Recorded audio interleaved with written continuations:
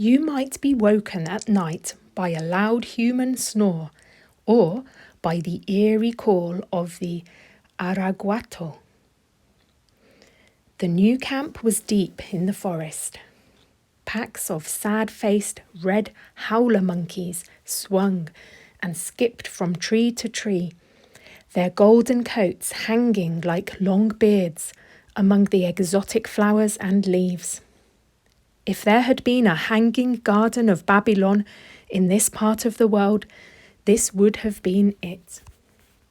The howling was annoying. The men complained, "It's not fair. These monkeys sleep for 15 hours and eat for 9, while we break our backs to earn enough money to eat, then at night they do not let us sleep." Some said, that is what makes us human. The monkeys do not make roads or drive cars. Look at their faces. See how depressed they look. If we just slept and ate, we never would have progressed. Another voice jumped in.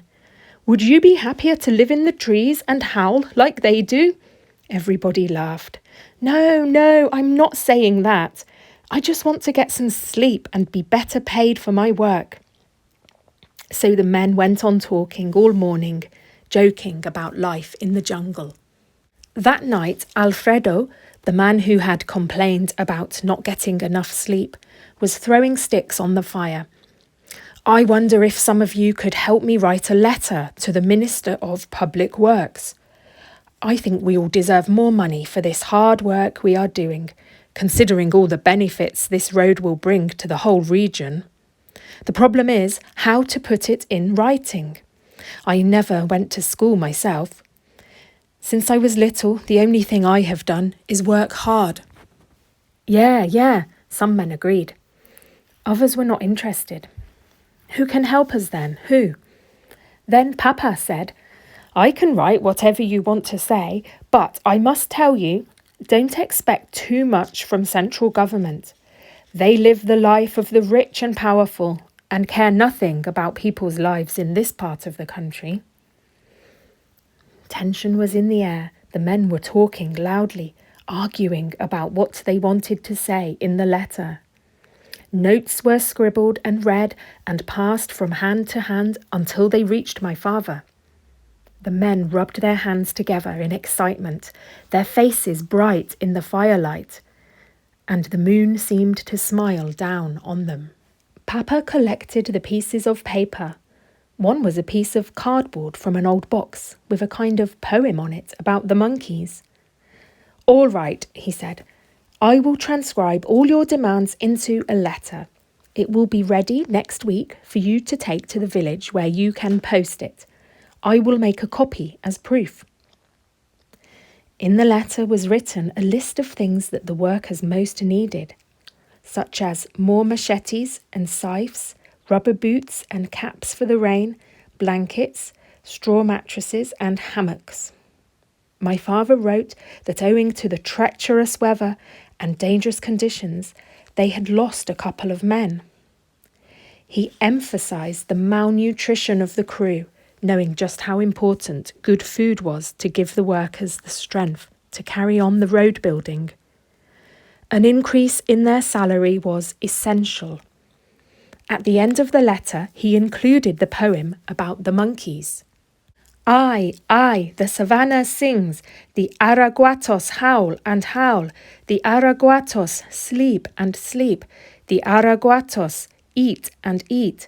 They cannot help us. What can we do? Perhaps you could, if you would. On one occasion, when the men went to the festivals, my father remained in the camp together with 2 others. A few kilometres away from the new camp, they discovered another ranch. The owner invited them to spend a few nights there, and they slept on the veranda in hammocks under the stars. The breeze swirled around them as they drifted off to sleep. In the daytime, they watched yearling horses, indomitable and beautiful, leap and jump and play, as if they knew these were their last moments of freedom before they were broken in, reined, and saddled to become working horses.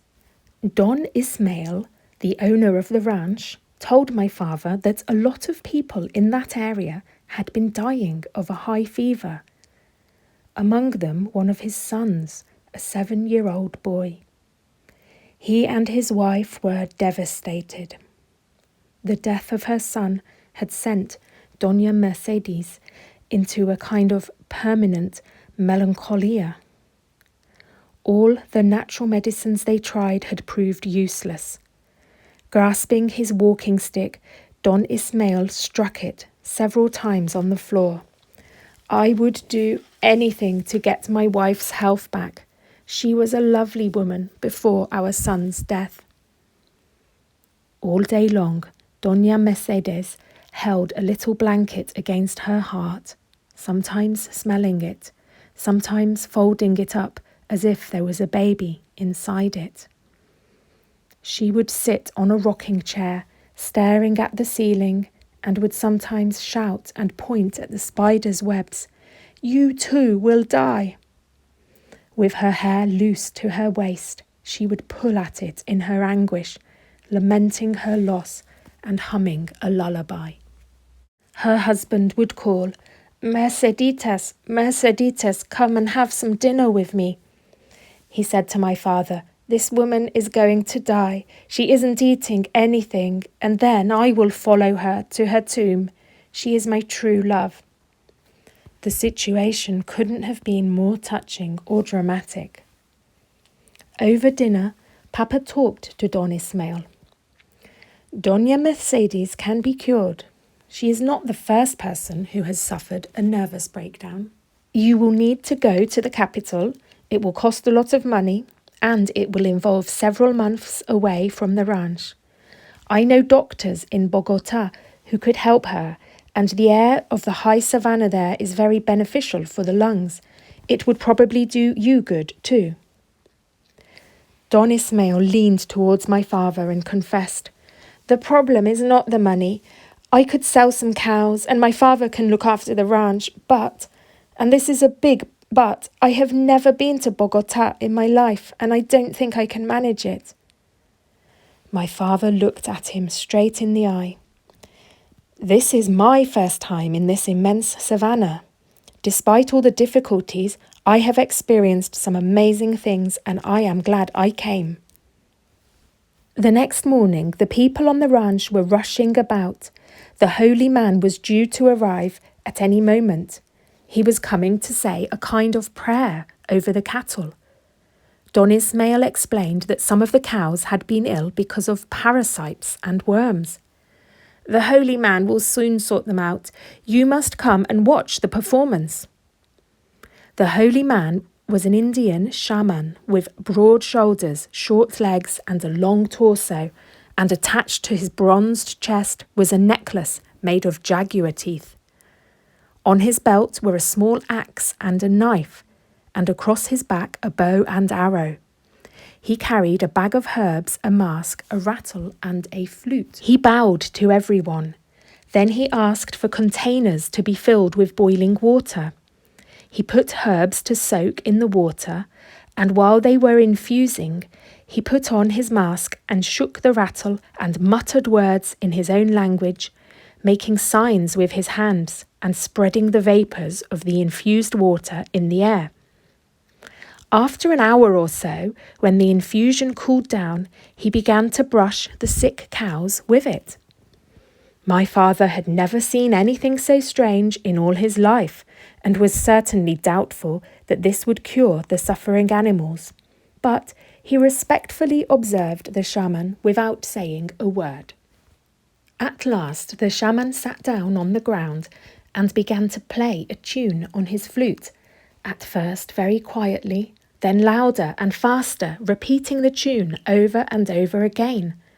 Everybody clapped, and suddenly the worms started to burst out through the very hide of the cows. Later, carefully going over step by step what he had seen, my father's only explanation for the wondrous event was that the herbs were indeed powerful. Ultimately, modern pharmaceutical medicines would be made from them. He talked to the shaman that day and was deeply impressed by his knowledge of herbs. The shaman told him about his life, travelling from place to place, going where he was needed, and barely surviving. When he had finished his coffee, the shaman chewed some tobacco resin, made a parcel of banana leaves with food in it, and departed with the steady walk that only Indians have. On the distant river, his canoe was waiting. The following morning was dull and hazy. Don Ismael went to check on his cured cows and had a good laugh, patting them and saying, "I wish my Merceditas could be cured like you." Then shouted from the middle of the field, "Don Guillermo, come here quickly, come here." When Papa reached him, he said, "I gave a lot of thought last night to that trip to Bogota. Could you help me with it? I would appreciate it." Smiling, my father answered, "It will be a pleasure. I will put you in contact with Dr. Horticochea. He is a great friend of mine, and I am sure he will take good care of Doña Mercedes. I will send him an urgent telegram so that when you arrive in Bogota, he will be ready to assist you." In the ranch house, Don Ismael took his wife's hands in his and kissed her. "Darling, we are going to see a doctor, and he is eminent in his field. It is a long trip, but all this is for the sake of your health. You will see." Doña Mercedes raised her eyebrows and shrugged. "Very well."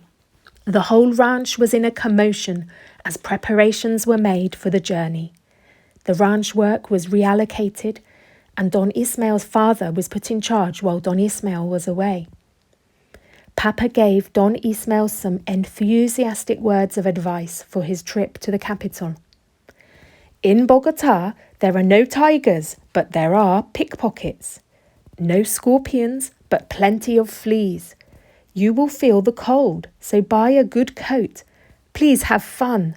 Make at least one trip to the Basilica of Monserrate by cable car to look down at the city from 3,210 meters above sea level and drink the best chocolate in the world.